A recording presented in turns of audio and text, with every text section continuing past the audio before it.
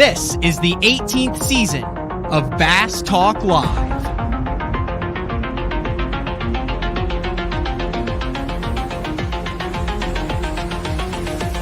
With your host, Matt Pangrath. BTL is brought to you by Lowrance, Bass Cat Boats, AFCO, Ducket Fishing, Strike King Lures, Sunline, Big Bite Baits, Spro, X-Zone Lures, Gamakatsu, The Bass Tank, Denali Rods, and Pro Guide Batteries. BTL, coming at you! Good Wednesday, everybody. Welcome to Bass Talk Live. It is January 26th, and we've got a great show lined up today.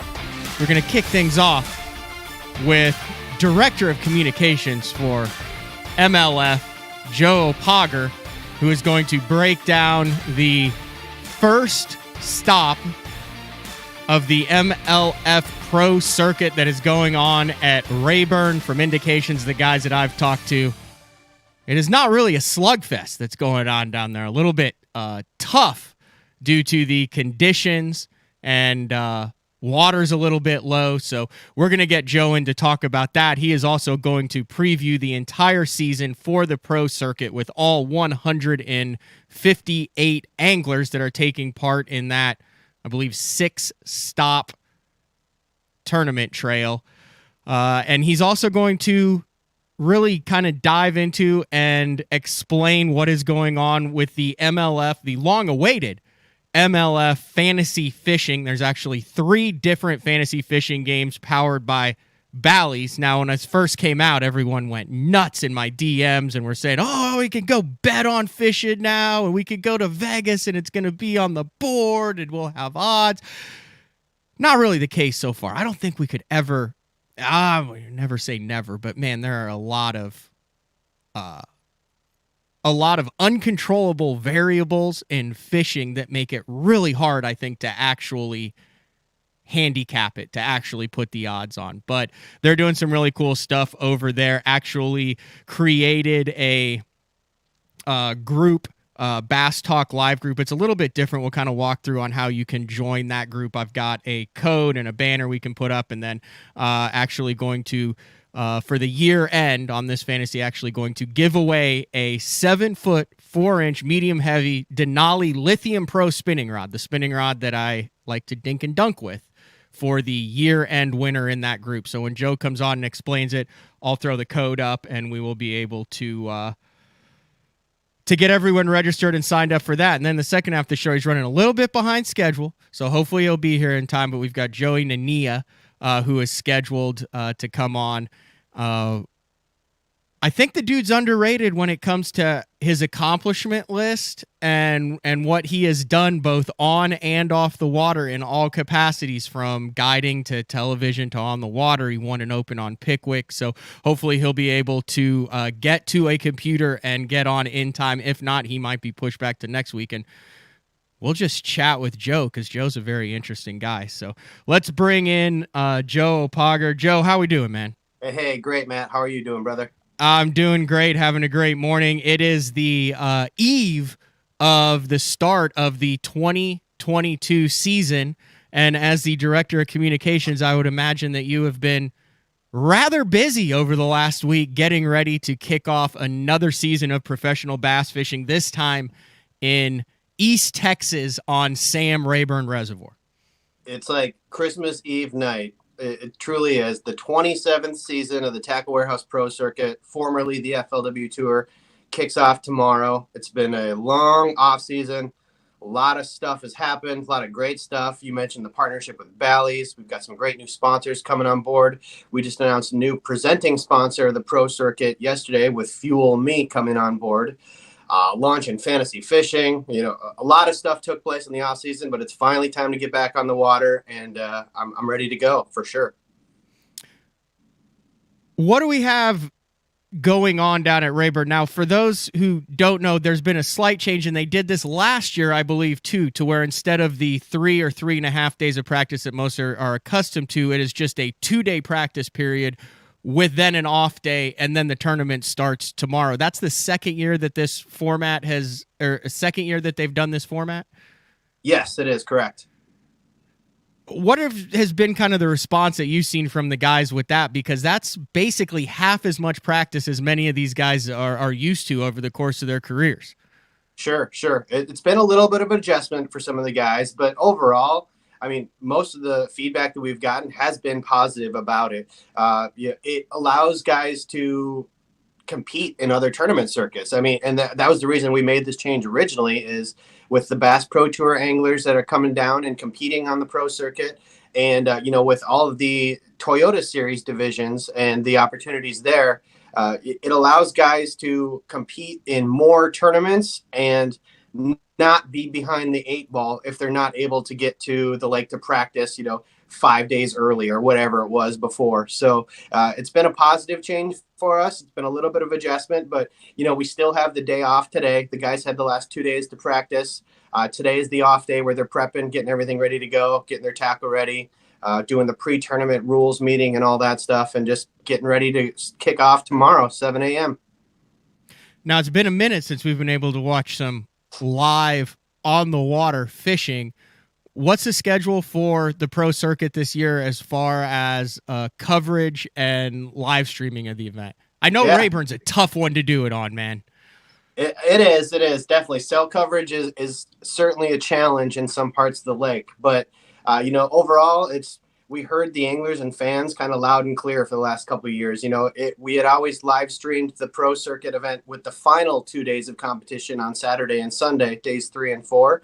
But this year, happy to report that all 4 days of every single pro circuit event will be live streamed on MLF Now with the full broadcast team.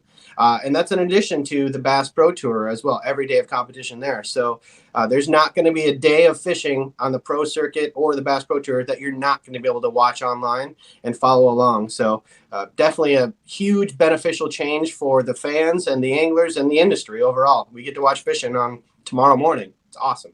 Same group leading the charge as far as the coverage team? Yes, yep. So we'll still have the same team of Chad McKee, JT Kenny, and Marty Stone will be leading the charge, calling all the action every single day. All right, that's awesome. Now let's get into the fantasy fishing aspect of that. This is what people have been asking for. Like, how many questions and comments have you fielded over the past 2-3 years about why don't you guys have fantasy fishing? I stopped counting around 1,400. We were somewhere around there, and then I just stopped my tally. No, I'm kidding.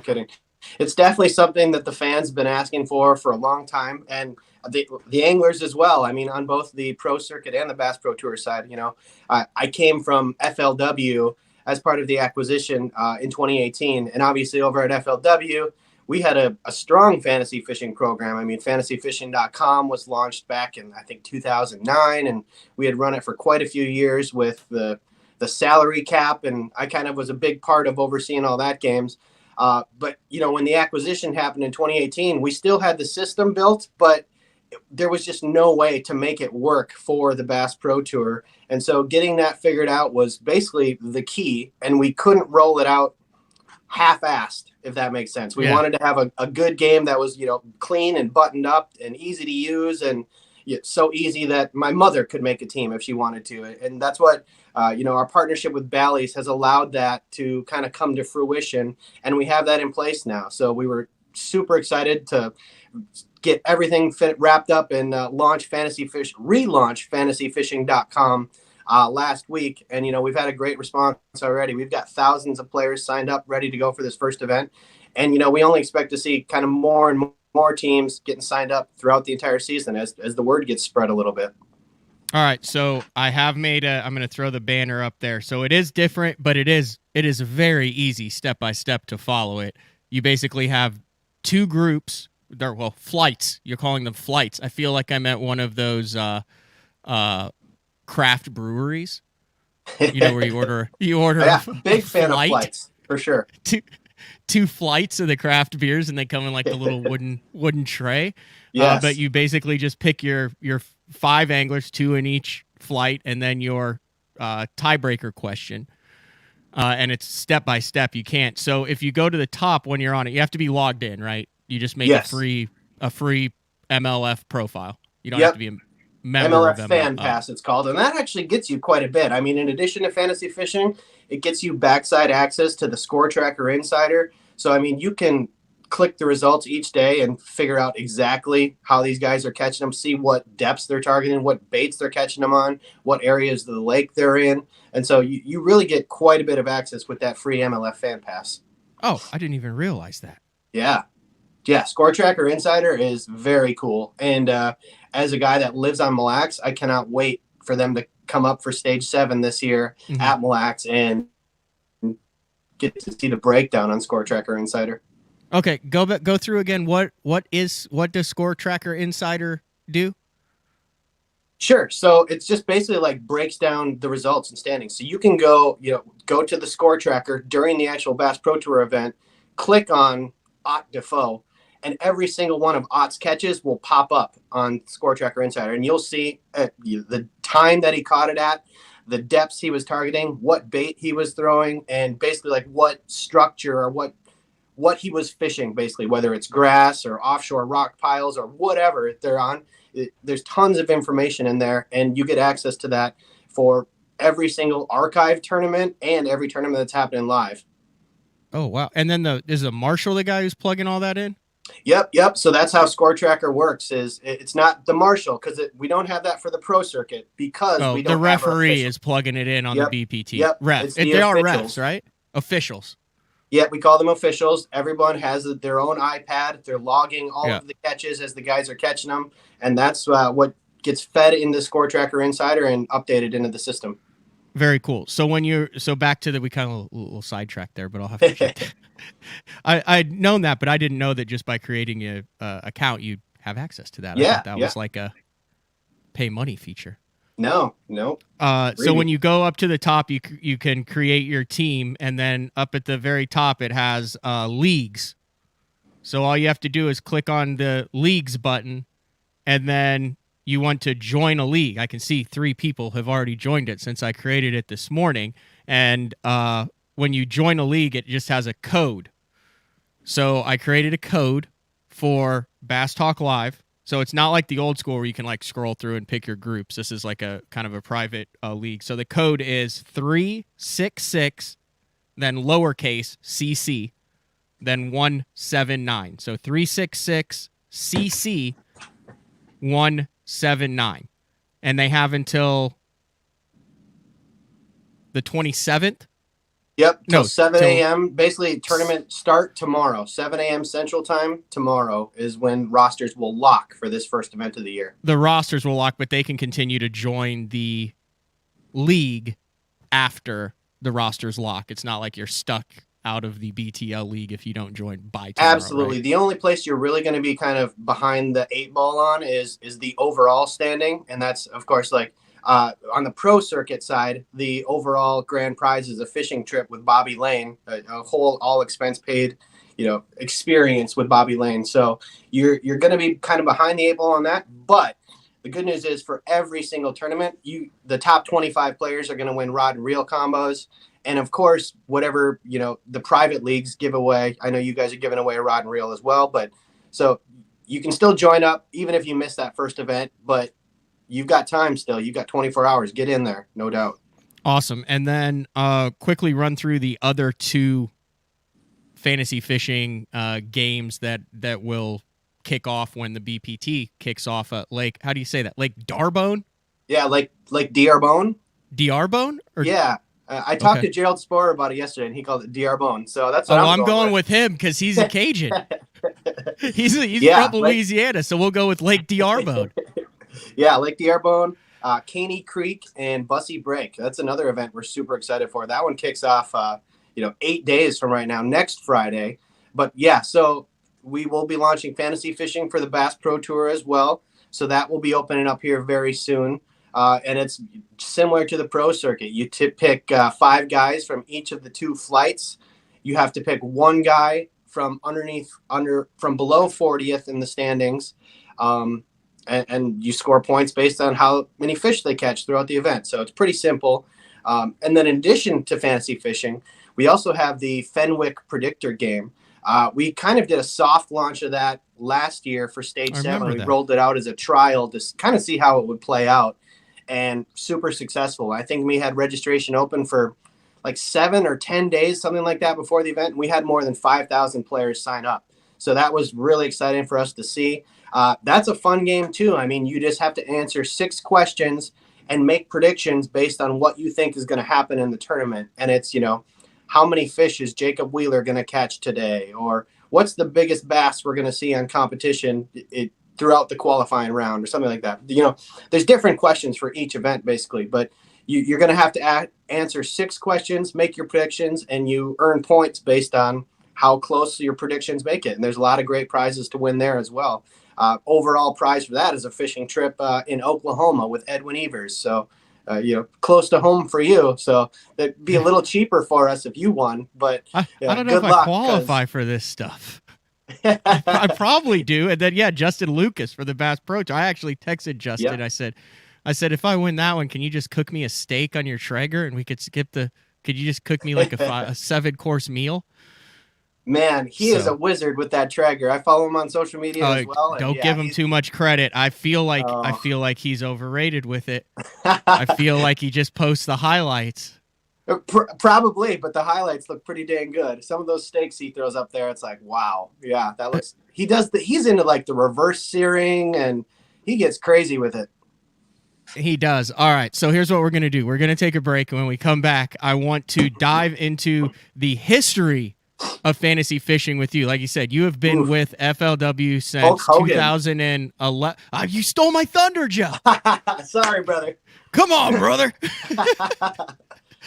I want to kind of go back into this. Like you said, there's been many iterations of fantasy fishing. So we will take a break, and then we will be back with Joe. We're going to dive into the past of fantasy fishing. The Ultimate Fishing System by Lowrance. Your choice of powerful fish-finding tools, all connected. From sonar and trolling motor to navigation and networking. To fit the way you fish.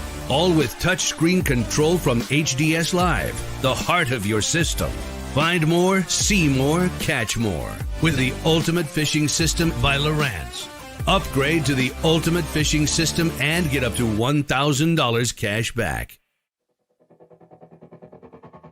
The new Puma STS has been redesigned from the ground up. With the angler, design, function, and performance in mind, nothing on this new offering was compromised, and the only thing carried over from the previous version is the name. Based on the Soft Touch series hull that started with the flagship Jaguar, this new model is nimble and performs incredibly well at all speeds with either a 250 or 300 horsepower engine. Featuring a new 96-inch wide-body footprint, this hull measures out at 20 foot 7 inches in length. Industry-leading design coupled with tournament-winning performance. The Puma STS from Basscat. Feel the rush.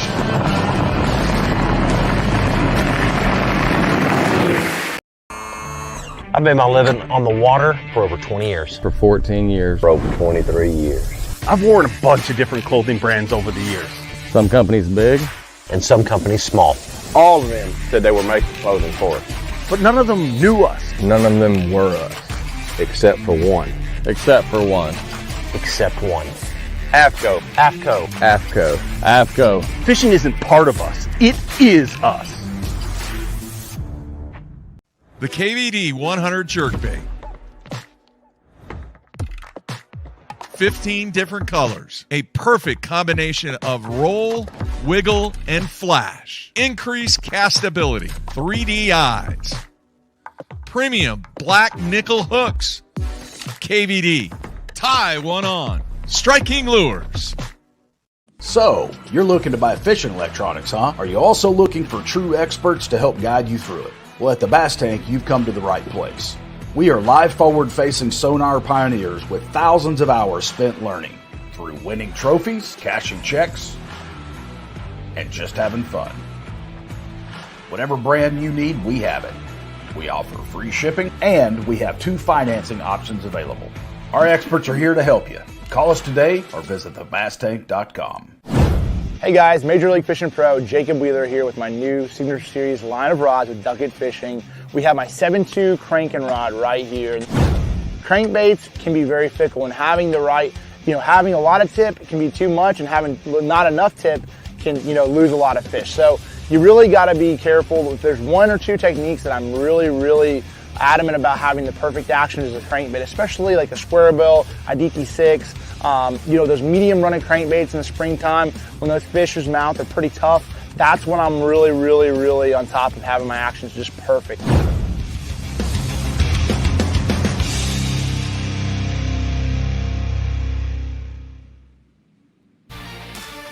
Welcome back to BTL on a Wednesday. We are talking with Joe Opager, Director of Communications for MLF. Kind of went over the start of the pro circuit that kicks off tomorrow on Sam Rayburn, and then we went down the fantasy fishing path with the introduction of the long-awaited fantasy fishing with MLF. We're going to do a little bonus segment here with Joe, and then we are going to get to Joey Nania, who has made it home and now has cell service, and we're going to talk to him about his incredible 2021 season that resulted. Can you imagine this, Joe? Like, the Opens, it's hard to make money in the Opens.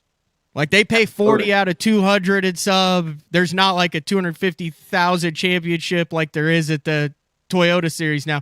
The dude did almost $90,000 in 6 Opens last year. Wow. That's awesome. impressive. Yeah, but speaking of big money, the fantasy fishing, there was some big money in fantasy fishing back in the day. And when I first got into this game, I went full time in 2008, and you went full time in 2011, you said? Yes. So one of the very first things that happened was they were like, hey, here's fantasy fishing. And then Irwin hires Hulk Hogan and they give away $1 million. Yeah. Were you even following the sport then? Would you remember when that came about? Very loosely, I was following the sport back then. That was like kind of right about when I was graduating college. And I heard about the $1 million and was like, wait, what, for fantasy fishing? But it wasn't until, I actually started with FLW in 2011 when I kind of got like the full backstory. But yeah, there it is right there. Hulk came out to an event down at Lake Tahoe. There he is with Brett Hite. We got a couple great pictures of him with Shin Fukai.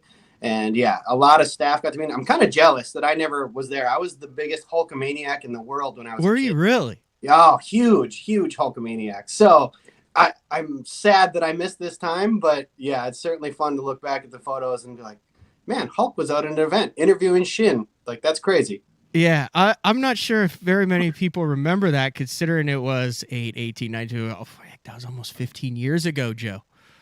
It was a while. But, they were talking about, this is Irwin. He said, Jacob said the instant buzz of Hogan makes him a good promoter, and buzz is precisely what Jacobs is like.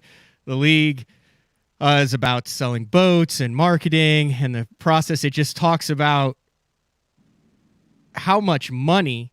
There were literally millions of dollars in prizes for those first couple years for fantasy fishing. And I would have loved to see the numbers back then of how many, because that was when it was kind of blowing up, fantasy football, fantasy baseball, fantasy everything, of how many people who had no idea what fishing was played that because of the money that was on the table, and then were exposed to that sport strictly because, they were professional fantasy players.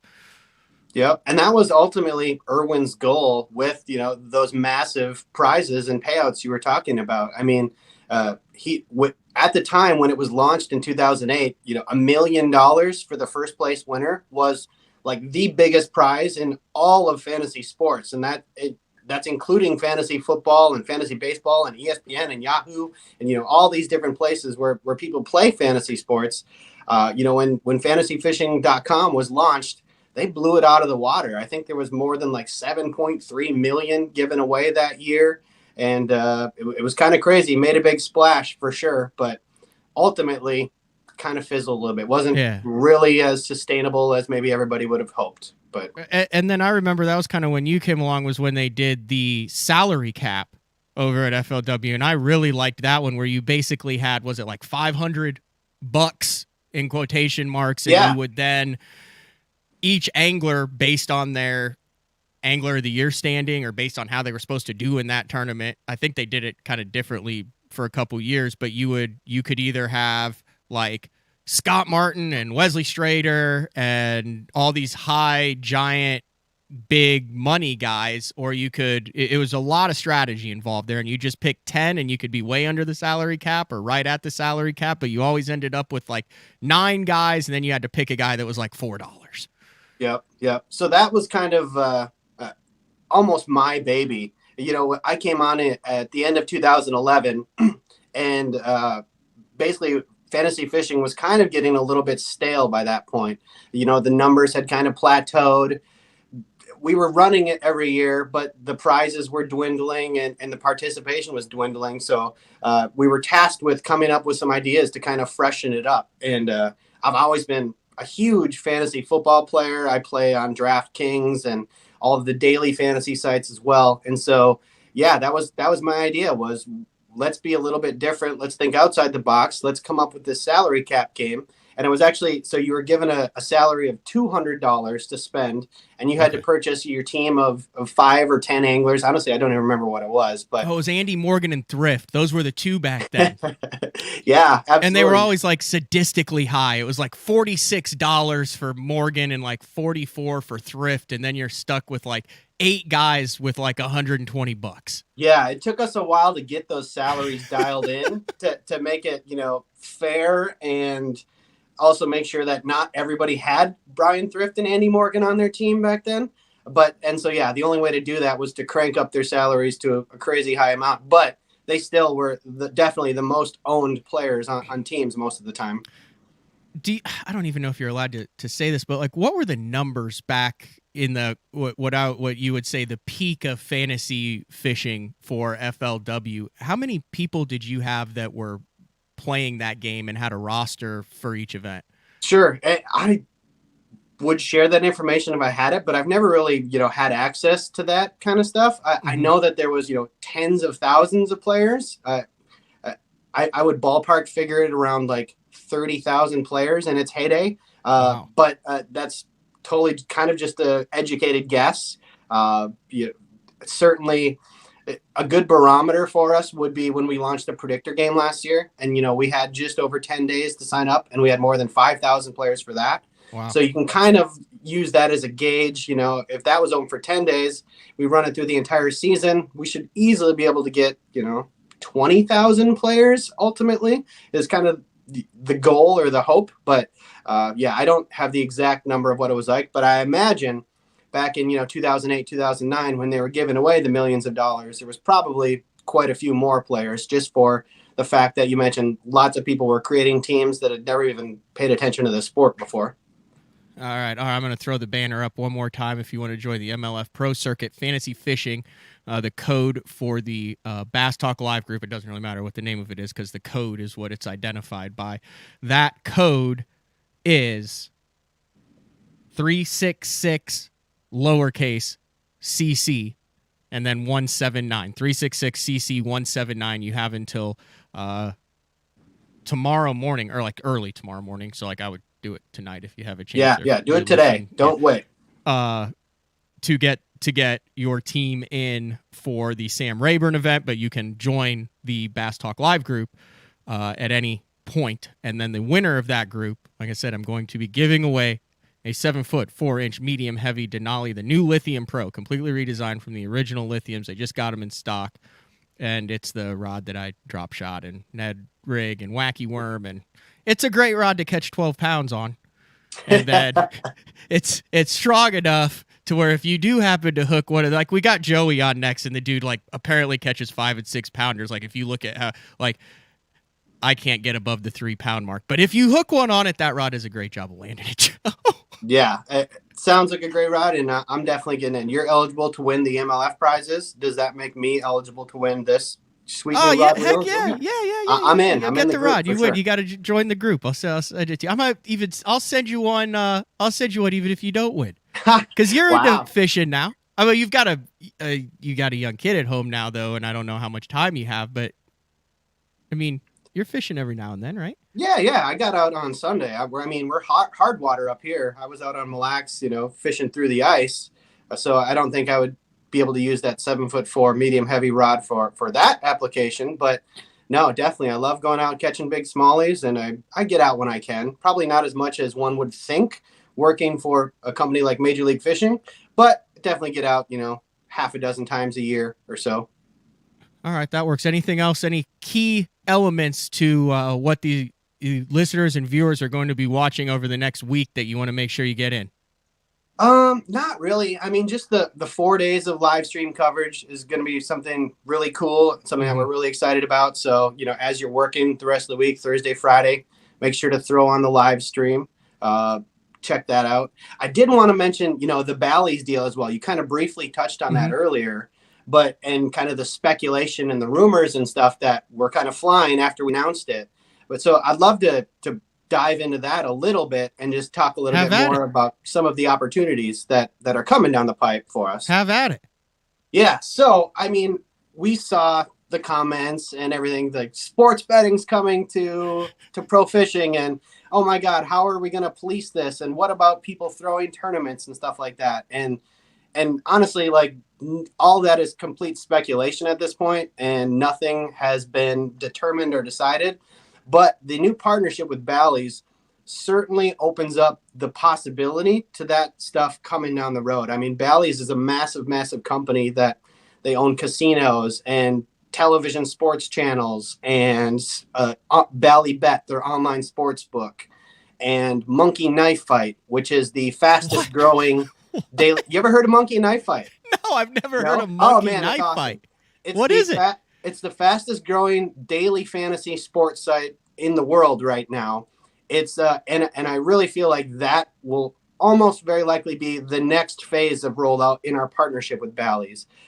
It's a way to make predictions similar to the predictor game, but you're placing live money on it. So I actually played it over this past weekend with the NFL playoff games, made a little bit of money, had some fun, but it's like you make predictions as far as, Pat Mahomes, 271 yards passing, more or less. And then there'll be Josh Allen, 280 yards passing, more or less. And so you got to make your predictions, and you have to get both of them right to win your bet. So if you're a gambler, it's almost like a prop bet parlay. That's what I say. So that's kind of what I envision MLF, as our partnership with Bally's gets rolling, as Bally's gets more comfortable with our sport and understands it a little bit more. I could see that rolling out in the future, not necessarily placing bets on somebody to win, but making predictions and placing bets on what happens during the tournament. Overall weight, things that's not individual angle related to where you're saying, hey, like the to make the group A cut over under this amount of weight, and then the biggest bass in the group A cut, and then if you hit the over on the weight and the under on the big bass, then you hit your parlay and it's live and it gives it to you, and boom, there you make it. So it's not one angler can't kind of skew the whole thing. It's not like you're sitting there going, I'm going to put $100 on Jacob Wheeler to win this event, and it's 15-1 or whatever it is to win. It's more of a all-encompassing, like you said, prop bets. I love prop bets. Prop bets are the that's best. correct. And so that's kind of where, like, the Bally's rollout has been, kind of multiple phases. The first phase was announcing the deal and the $100,000 top prize to the Bass Pro Tour Angler of the Year. So that was a big deal for our anglers and something that a lot of people were really excited to hear about. Second phase of the rollout was basically these fantasy fishing games that we launched last week, with the two fantasy fishing games for the Bass Pro Tour and the Pro Circuit, and then the predictor game as well. And, we developed that app using Bally's technology. Their team did a lot of work on that for us. and kind of put that together. So that was the next phase. And so there's going to be continuing phases that kind of roll out as Bally's gets comfortable with the fishing side of things, and as our fishing audience gets, used to Bally's and seeing them. And so it's going to be win-win ultimately. Now, eventually, like I said, Bally does have its sports book. So there could be down the road, you can place a bet on Wheeler to win at 14 to 1 odds, or Ott to win at 17 to 1 or whatever. Someone a lot smarter than me is going to be setting those odds eventually. And they're not dummies. They're not going to open themselves up to any sort of cheating or bad interpretation or anything like that. And the Bass Pro Tour anglers are extremely competitive, just like any other sport out there. They all want to win as well. They don't care if so-and-so puts $100 bet down and loses their money because they didn't catch them today. Like, they're competing for $100,000. So they're going to be governed and policed by the same rules that the NFL players are, or NBA players, or any other major sport that gets bet on. So all of that is, kind of just hopeful speculation at this point with the deal. Nothing has been decided. Nothing is going to be coming this season, probably, other than the fantasy fishing. But, it's something that we're working towards down the road, and it's going to open a lot of doors for the sport of pro bass fishing to an audience that hadn't really followed it before. Dude, you're unreal pumped about this, aren't you? I am. Gets you going. The possibilities that I Jeffrey, see, your eyes are just lit up when you're talking about it, Joe. And I know Mark Jeffries would be as well. I mean, he was a huge advocate. He always did the classic odds column every single year. And he'll be back. He'll be back and do that sometime in February. Before that'll probably be his first return to the show. Yeah, so I'm a little sad that Mark's not around to kind of get excited with me on this, but I know behind the scenes he is, and I look forward to hearing his thoughts about all of this real soon. Well, Joe, that's some good stuff as it rolls out. You got my number. Let me know if you want to do any breaking news, but that's very intriguing. In the meantime, we'll be watching tomorrow. Awesome. First day of the season. So that is Joe Opager, Director of Communications for MLF, and we will be back with someone. If there were bets to put on the Bassmaster Open, I might drop a few dollars on Joey Nania based on his performance the past couple years. Yeah. We'll be back with BTL. Thanks, Joe. Thank you. Combining one of the most popular hook styles with Gamakatsu's beefier Superline offering, the Gamakatsu Superline Offset Round Bend delivers the strength necessary to target big fish in heavy cover. Well suited for braided line and heavier fluorocarbon, the Gamakatsu Superline Offset Round Bend is built using stronger Superline wire that allows anglers to easily fish a finesse worm around heavy cover. The round bend offers a larger bite area, perfect for any worm presentation, while increasing your hookup ratios. The newly enhanced Z-bend holds your plastics on the hook longer, reducing the number of pull-offs and reducing damage to plastics. Available in 2/0, 3/0, 4/0, and 5/0, this is the most durable worm hook, designed for heavier lines that hold your bait on longer. Preparation is key to success. And that preparation starts well before you ever hit the water. You're only as strong as your connection to the fish, and your line is that critical connection. Confidence in your line every minute of every day on the water is a necessity, and failure, it's not an option. Sunline makes the fluorocarbon, nylon, and braided lines to give you the strength to guarantee your confidence. Elite Series Pro Daryl Gleason here. My Pro Guide batteries keep me going on those long tournament days and long practice days. Always plenty of juice, never fail. The best part about Pro Guide batteries, it's the people behind the company. They have over 40 years experience in the battery business, keeping all of us fishermen out on the water longer, catching more fish. Check them out at ProGuideBatteries.com. What's up, Bass Talk Live fans? Brandon Polnick here. And ever since I won a couple Bassmaster Elite Series events on X-Zone Lures, I've been getting a bunch of questions of what makes them so special and different. And really, the truth is, it's in the details. The little details, things like no cheap fillers in their plastic. That gives you more lifelike action, more realistic and vibrant colors. But don't just take my word for it. Go to www.xzonelures.com and check them out for yourself. One of the cool new jig heads that Big Bite came out with is the ram head, named after the golden ram cliff perch, and it's really designed specifically for the Ned style. But one of the cool things about this jig head and the Gamakatsu hook that Big Bite put in it, especially in the 3/16 ounce model, is how versatile it is. You can actually rig it 4 or 5 different ways instead of having to go through a myriad of different jig heads. This will get the job done. A bunch of different jig heads. You can actually very efficiently get the job done with the new ram head. The Spro Little John crankbait has been around for almost 15 years, and it is one of my go-to crankbaits whenever I need a fish in the boat, so you can never have enough new colors. That's why Spro's coming out with a handful of new colors, including Pearl Shad, which has this bleached out white look, but it's got this pearlescent, really, really pretty. We've got Copper Shad, which looks amazing in the water. It's got that purple flake on the back, really, really pops in the water. And then if you want some real pop, we've got Sparkle Shad, nothing but sparkles all over this thing. And then last but not least, we've got the matte Sexy Shad, just a really different looking color for a crankbait. So you want to give them a little different look, that matte Sexy Shad is definitely the one to go with. All these colors are available in the original Little John and the MD.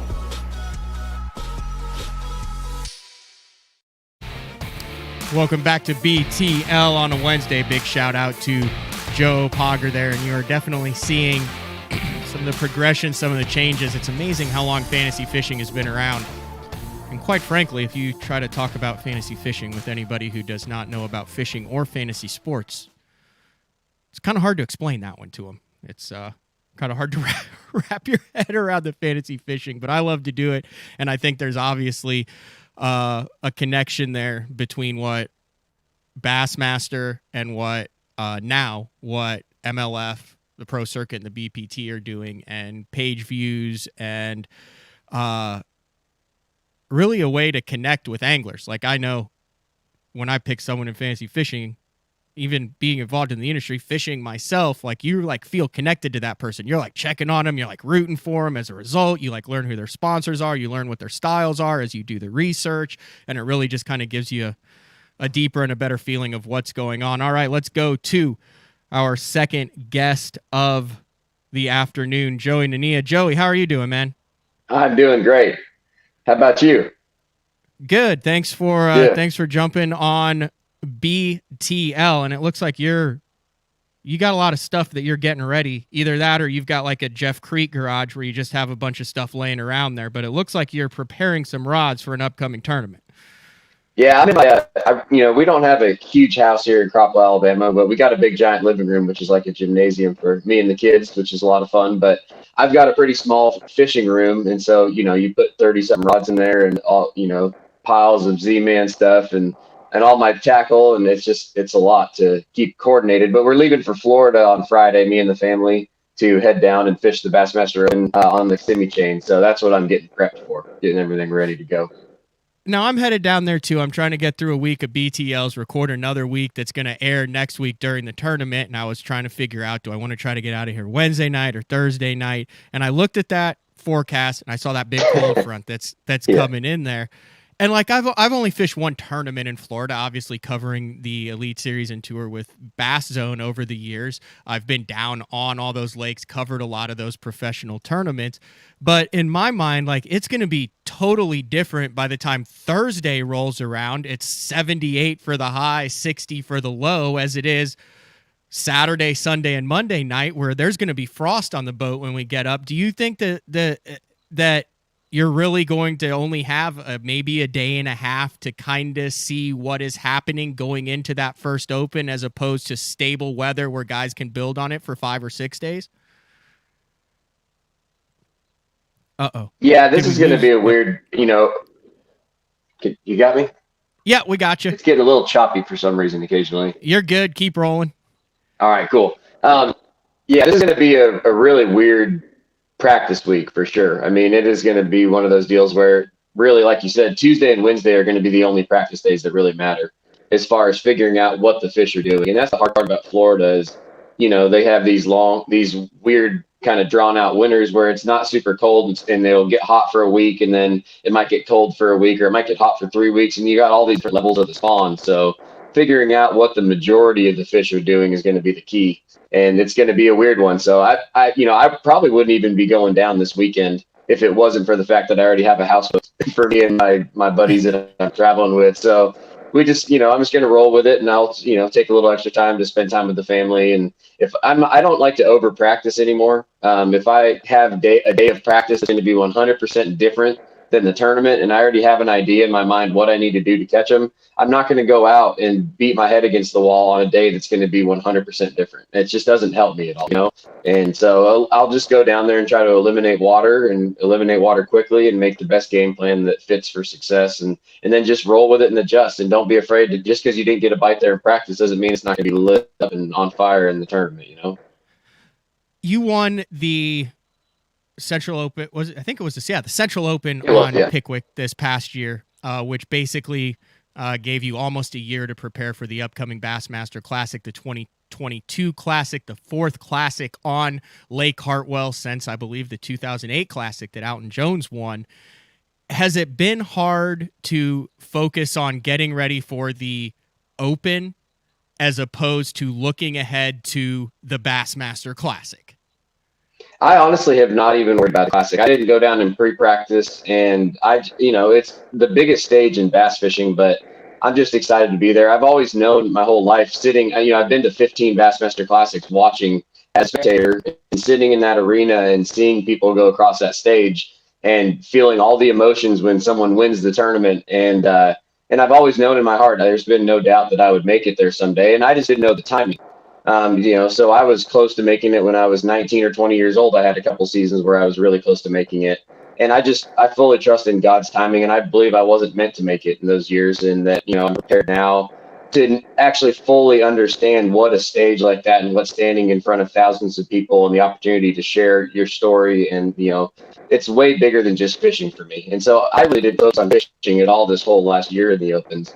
And you saw the results that I had. I mean, I obviously I had to go and try to catch them, but personal relationships with the people I'm with and my co-anglers, and getting to share my story and getting to talk about what really matters in my life, which is, the moment I accepted Jesus as my savior when I was 19 years old, is really what I care about. And some people might not want to hear about that because the world seems to deny and push away from the Bible these days, but it's just the most important thing in my life, is that, my family, my wife, and just glorifying God everywhere I go. So I'm excited for the tournament. I'm excited for the Classic, but I just want to take it one tournament at a time. I have 10 tournaments this year, 9 Bassmaster Opens in the Classic. So I feel like if I just take it one tournament at a time, I know these lakes. I know how to, I've been to most of the lakes we're going to before, and I know what fish do based on the certain time of year. And I just want to go do what I know I'm good at, but I want to do it with a different motive in my mind, and just go have fun out there. If I leave the water and I didn't have a good time, that was my whole motto the last 2 years. If I didn't have a good time, then what a waste, I'm fishing for a living, and I better be out there enjoying it, That's interesting that you brought that up, because I went back and wrote down a quote that you gave Bassmaster in an interview after you won on Pickwick. So this was before you finished in 7th in the Southerns and 6th in the Centrals and missed qualifying by a single point. And I know amongst the group of anglers that I talk to, you look at those guys who are 1 or 2 points out and you're like, man, that's really gotta suck for those guys. But I say that to say the quote that you said, and this was after you had won, so you had a lot of tournaments left. You did not know how this was going to shake out. And your quote was, and you were talking about making the Elite Series, you said, I don't need that to make my life complete.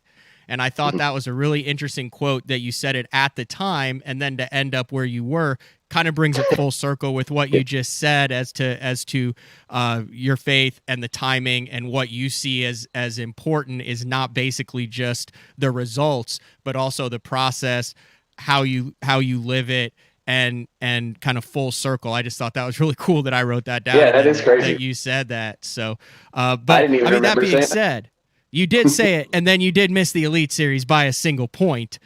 It seems like you're almost like, dude, legitimately, I don't know you very well personally. I said this yesterday on the show. I watch you drive past a lot. You seem to run a lot more than I do in the Opens. I was always like, and there goes Joey, and there goes Joey again. And Joey's over there, all the way back to like Neely Henry in 2020.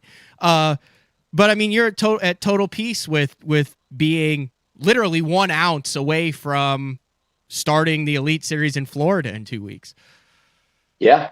It's true. I mean, I got home after that day on Grand, the last day on Grand, and I'm like, you know what? I just caught a bigger bag than I caught on the first day. I completely scrapped most of my game plan, and I had some other ideas in my head, but I scrapped my day one game plan, and I adjusted, and I did what I thought I could do to catch a bigger bag, and I caught a bigger bag, and I caught fish all day and had a blast doing it.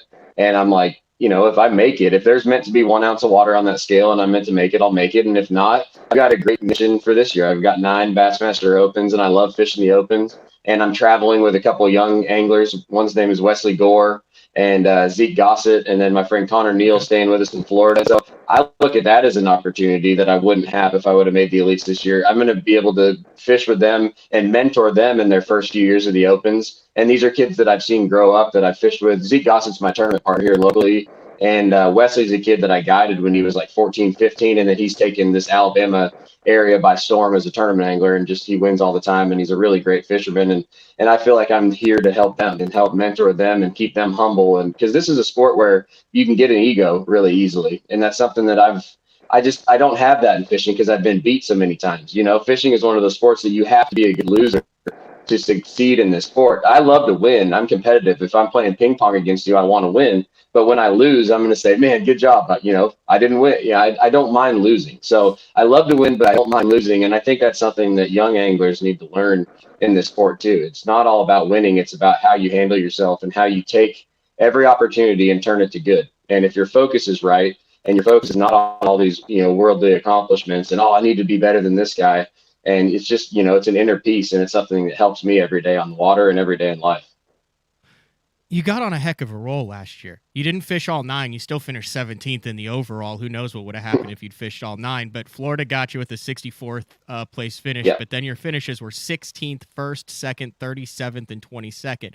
Brad Hallman and I get on BTL, and we sit here and complain all the time about how hard it is to make money in the Opens. You're dealing with, they pay out the top 40 regardless of how many boats are in it. It's an $1,800 entry fee. You're barely breaking even if you get that lower tier check. And you went out last year and did $86,385, and then throw the $10,000 for the Bassmaster Classic that you'll be guaranteed even if you don't catch a fish on Hartwell. We're at 96. I'm assuming somewhere there's $4,000 of incentive money in there, Joey. So you're looking at $100,000 that you did in the Bassmaster Opens. At what point did you realize it was a special year as you kind of rolled through it? I mean, you had a first and a second back-to-back. You almost nearly won back-to-back Open, something that's only been done, I believe, twice before. So did you know, like, something special is happening here as the year kind of progressed through those 6 events?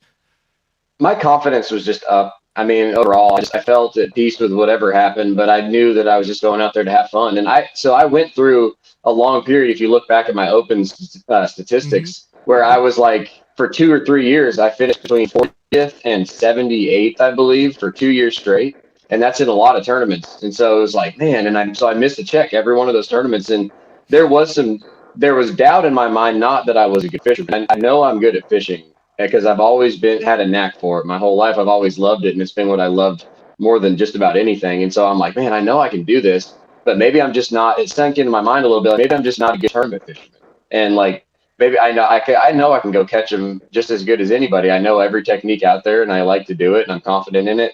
But it's different when you get under the pressure of tournament fishing. And so it finally clicked with me that if I don't focus on the tournament fishing aspect and I go out there to have fun and do what I love to do, then the tournaments are going to take care of themselves. And I'm fishing to go have a good time. And if I catch fish, I have fun. And if I go put my head down, I mean, I've been so lost in Opens in the past when I was in one of those kind of slumps where I wasn't getting checks, but I wasn't doing terrible. I'm beating 130 guys, but I'm not getting paid. I'm like, man, like just like you guys were talking about.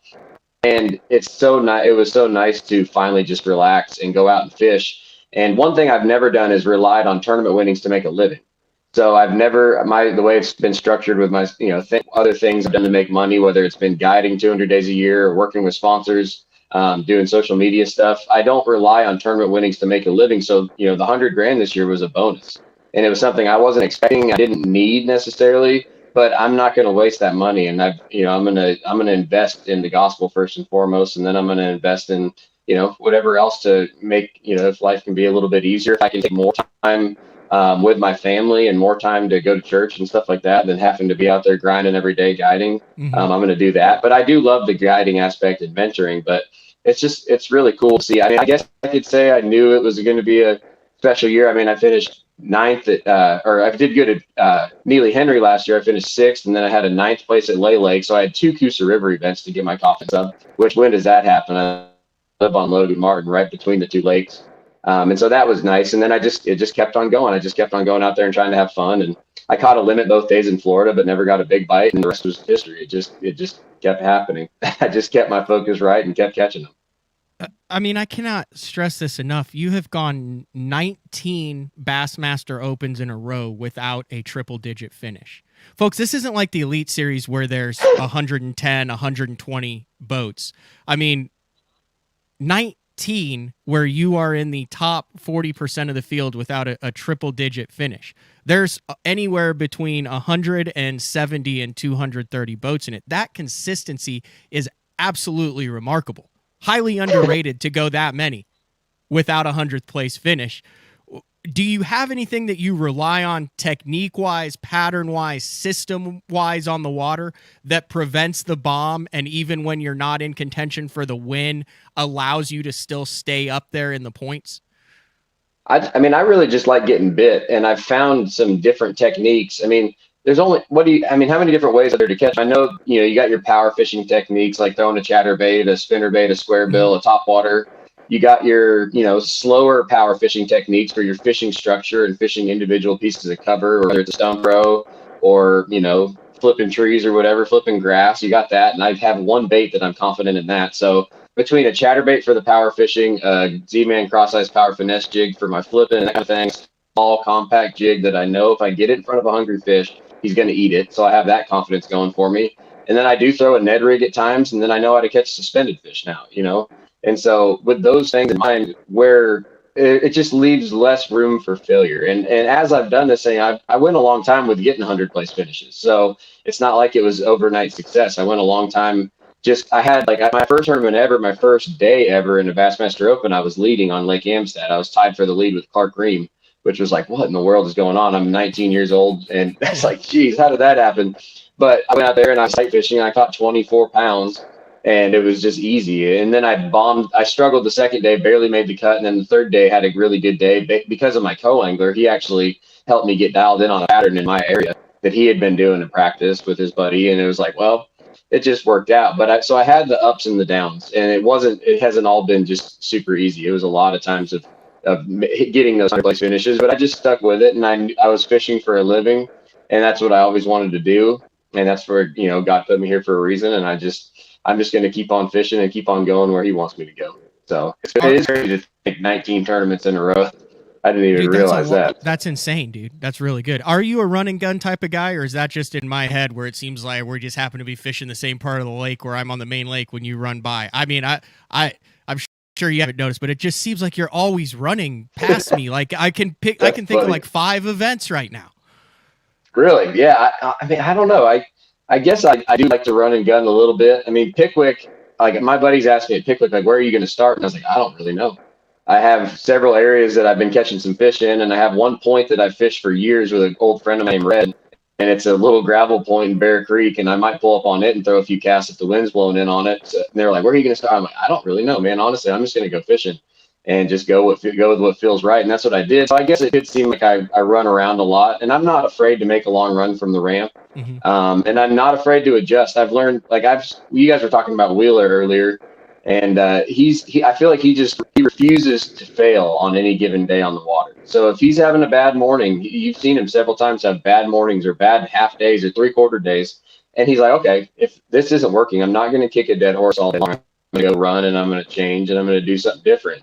So he's not afraid to scrap it and go fish stuff. Maybe he didn't get bit there in practice and go catch them. And I did that a lot this year in the Opens, like where I would find something in practice and I would not catch them there in practice. Like maybe I wouldn't even get a bite there. And I would be like, hey, that place will hold fish. And I have that confidence knowing they get here. Like there's no doubt in my mind at the right time and the right conditions to get here. And Open after Open, especially on the final days, I had places where I didn't get bit in practice where I just knew like that's got to be right at the right time. They're going to get there, and if I throw the right bait, I'm going to catch them. And I go back to it, and the next thing you know, I catch a good bag on the final day doing it. And it happened over and over again where I kind of got better throughout the tournament. So it's just a confidence thing, but it's been pretty fun fun to experience and fun to experience with my family. We all travel together, my wife, Jessica, and my son, Zeke and Eli, and we travel together and have a blast everywhere we go. And they're my best support team. And so the Classic will be exciting for sure with them there. Yeah, I mean, you've been traveling with your family basically your entire life, starting with those junior championships when you were out in Washington. I believe you traveled with your dad to practice that. You won those 2 championships, and now you travel with your family. So, I mean, it sounds family's really important to you through this whole thing, all the way from the time you were a kid. Yeah, it is. I just don't want to travel without him. I never have. And my wife, she's a very godly woman and just has her faith in line. And she loves to, she loves to help me and she loves to be my best advocate. And she's always there by my side to support me. And we're kind of opposite in the way we think. She's more organized than me. And I'm a cluttered mess, as you can see behind me. I got like a Play-Doh toaster or Play-Doh oven behind me. And so we're very opposite, but we complement each other. And we're together for a reason. And we love parenting, and we love to have I love to have my kids with me. And nothing eases your day, a bad day on the water, better for me than coming back to an Airbnb, or even it was a hotel a few years ago or a motel, and coming back and having my family there and sitting down with them and playing games with them or whatever, or going outside and letting them play. And it's just it really helps me mentally. It's just like we travel together, we do this as a family, and it's just how it goes. I'm not going to miss time with my kids because of fishing. And I know some people don't have that luxury in that situation. My wife sacrificed a lot to homeschool the kids and to, it's how it's worked for us. And I feel really blessed that it's been like that. And that's just how we designed it and how we're rolling. So it's a good thing. It's fascinating to me how many different paths there are in fishing that work for different people. Like if you could take football, and it's kind of like, you go here, you go to the high school, the preps, you go to college, and it's like the same fairly similar path for everybody. But in fishing, I could have you on that talks about the importance of having family there and your kids and how it centers you and helps. And then tomorrow I could have a guy on who's like, hey, I have a great support crew back home, but when it's time for the tournament, I'm by myself.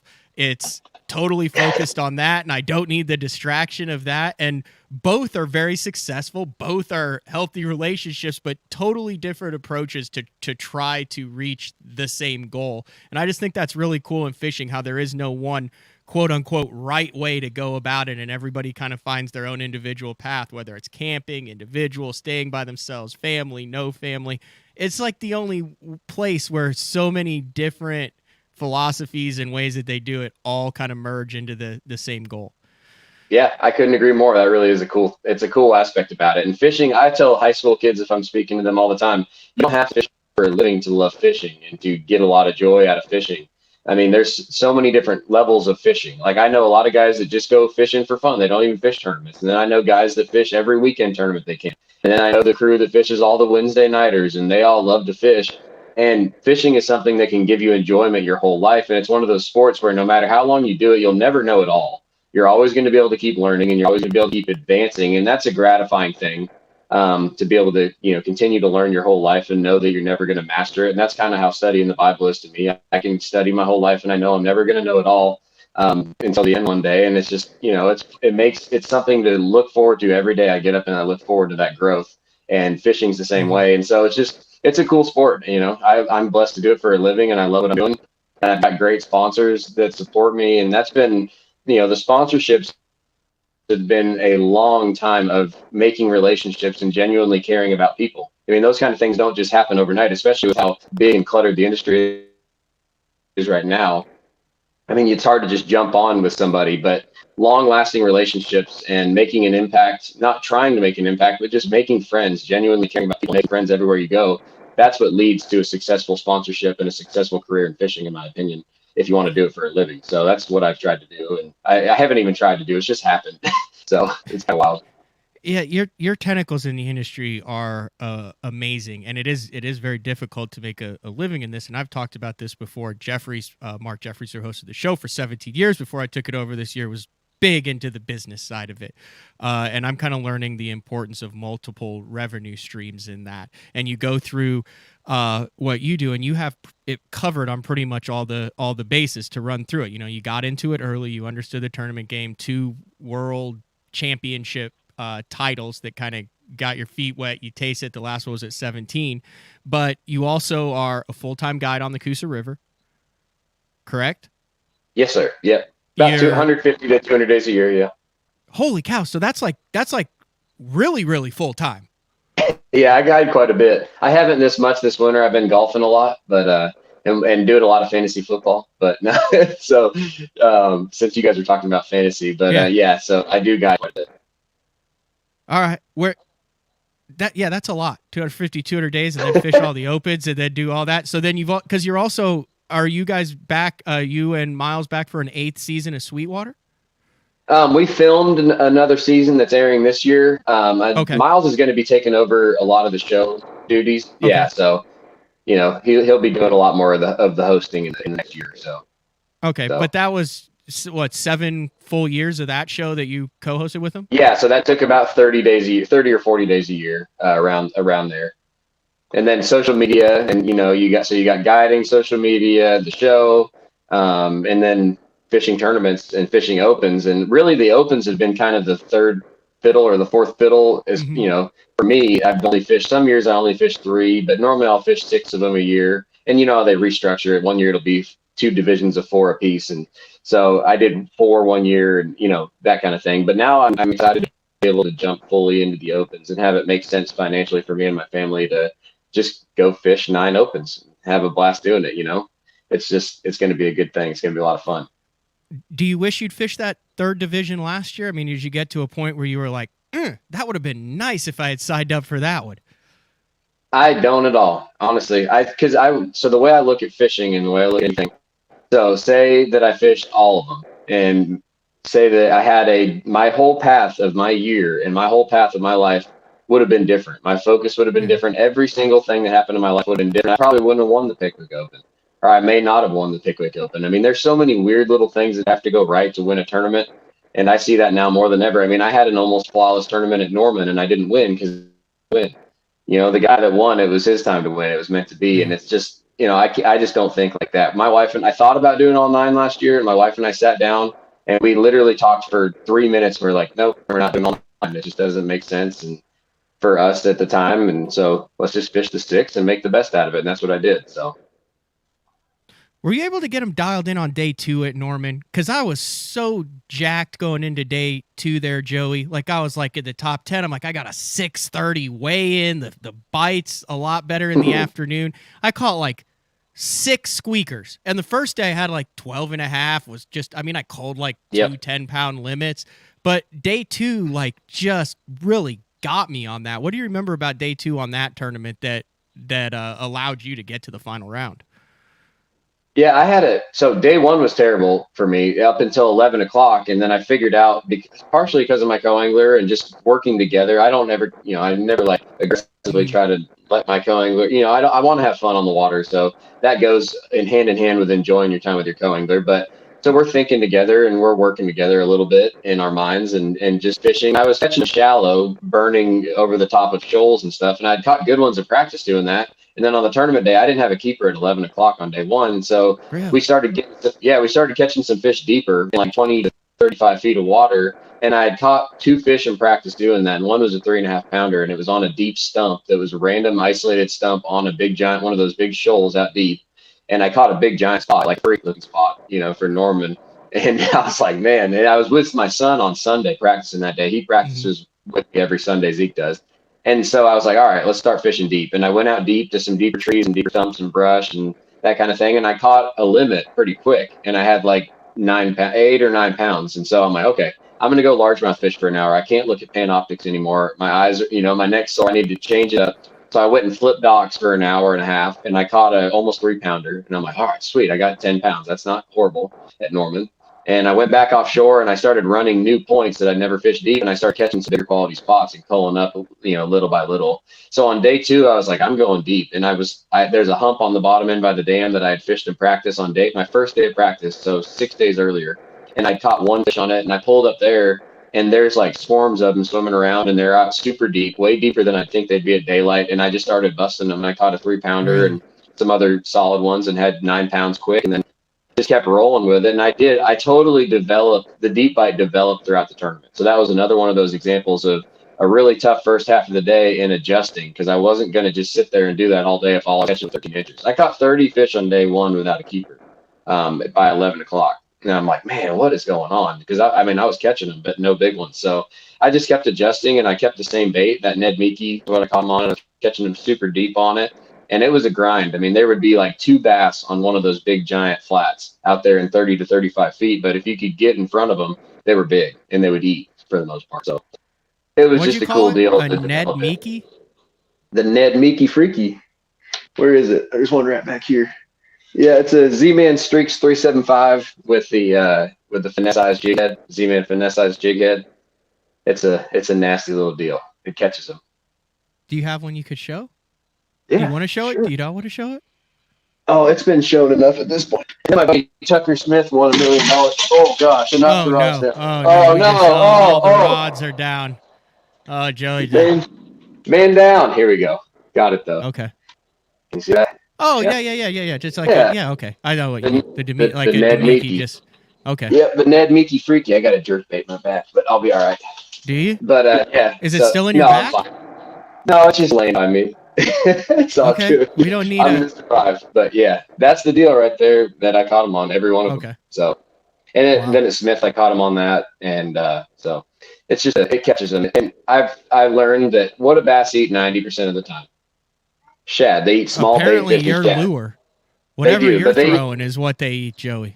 The fact is, they eat fish, and what looks more natural than that right there? That looks like a fish if I've ever seen a fish. So that looks pretty natural. Have you ever fished a spotted bass tournament and not cash a check? Serious question. Yeah, I've had a few at Smith Lake several years ago where I didn't get a check, like a September Smith Lake tournament where I didn't know how to catch the deep ones, and I tried to grind in the creeks and it didn't work out. I'm sure you've seen that too.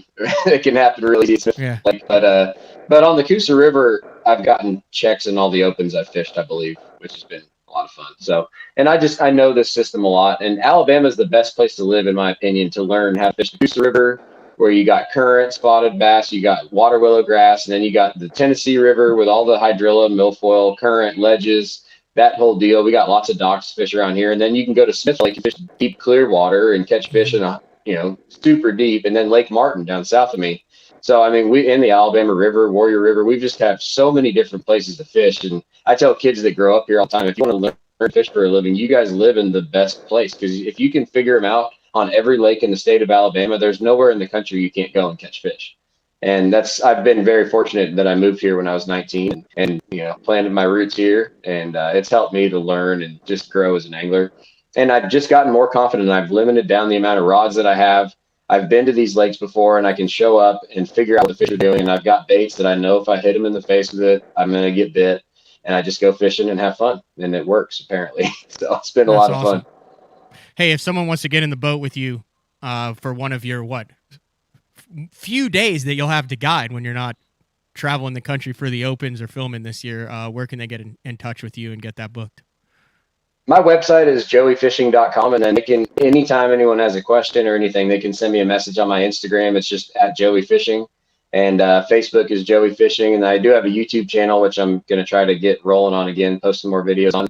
My film man, Mr. Ross Fina, he had to go back to regular college, and so I lost my filming and editing friend. So he did some great videos, and then he was like, man, my school can't be virtual anymore because we don't have teachers, so I'm going to have to go back to school. So he hasn't had as much time, but yeah, my YouTube is Joey Fishing as well. And so I really, I appreciate all the support, and I love teaching. And so I love helping others learn. And I've learned a long time ago that there's more value to be gained in fishing, sharing and teaching than there is hiding all your secrets and trying to win a tournament with it. Because honestly, like me sharing something with somebody normally isn't going to change the outcome of the tournament for the most part. And so, I've got a few friends that we kind of work together in the Opens that we're going to this year.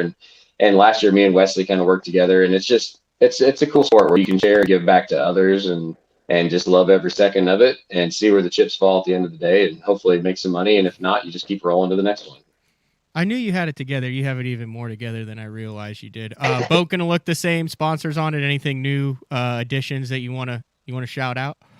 Yeah, I mean, Motor Guide is stepping up, and I've loved the Tour Pro and then TFO rods and Z-Man and 6 Sense and Battleborn batteries, and then also the new one that stepped up is Mountain Dew. And so I've got a local contact with Mountain Dew, and he's really excited to invest into my career, and that's a cool deal.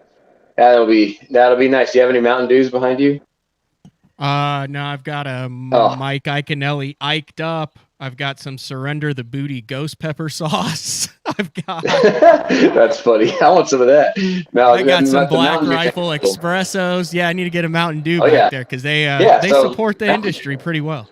They do, yeah. Mountain Dew and then Fish Monkey gloves. I've been using them for several years now, and it feels so weird now to fish without gloves on, just because the extra grip and the extra confidence I have grabbing a fish. You're not allowed to use nets in the opens, as you know, and I'm very good at grabbing fish out of the water. I've always been coordinated and good at, I'm a good athlete, thankfully.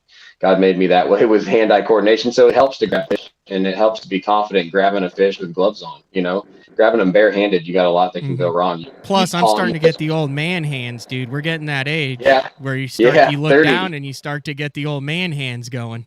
I got poison oak on my hand yesterday hunting golf balls in the woods when I was on the course by myself. So, but I should have been wearing my Fish Monkey gloves. It wouldn't have happened, so. Yeah. But no, I love my sponsors, and I've got a lot of great support, and it's very cool. It's been a good thing, so. There you go. Well, dude, thanks for jumping on. Thank you, man. It was a blast, and I hope to be on here again sometime. And wish me luck in the Open. Send me a message if you got any questions. Yeah, like, hey, where you go? Where are you fishing on Thursday? Yeah, man, just follow me. Follow me. No, it's all good, man. I have no doubt that you'll have a very successful season, and I don't know if I've ever actually officially met you in person. I think maybe we shook hands, and I think we were putting our motor toters on at the same time after that final day there on Neely Henry. But other than that, dude, very good interview. Thanks for jumping on BTL, and I guess I'll see you down in Florida. All right, man. Let's go get warm. All right. See you, Joey. See ya. All right. That dude has it together, man. Multifaceted, multiple revenue stream. Like I said, 2-time junior Bassmaster World Champion. He actually won in 2005 in the 11 to 14-year-old age group, and then in 2008 in the 15 to 18 year-old age group. Full-time guide, 7 years on Sweetwater. Like I said, 19 consecutive opens without a finish below 100th. And he's in the Bassmaster Classic on Lake Hartwell coming up next month because he won on Pickwick this year. That's all we got for BTL on a Wednesday. Big shout out to Joe Opager. Make sure you go sign up for the fantasy fishing over on MLF's website. See, I get stuck here at the end of the show trying to put all this stuff up. I'm going to put the banner up one more time. Join the group 366 lowercase cc 179. That is on Major League Fishing, fantasy fishing. At the end of the year for the Pro Circuit, the winner will get a 7-foot 4-inch Denali lithium rod, the Dink and Dunk rod that I love to use. So tomorrow, day 4 with Frank Scalish. I have absolutely no idea what he is going to talk about, but I'm sure it will be good. That's it for BTL. We'll talk to you guys tomorrow.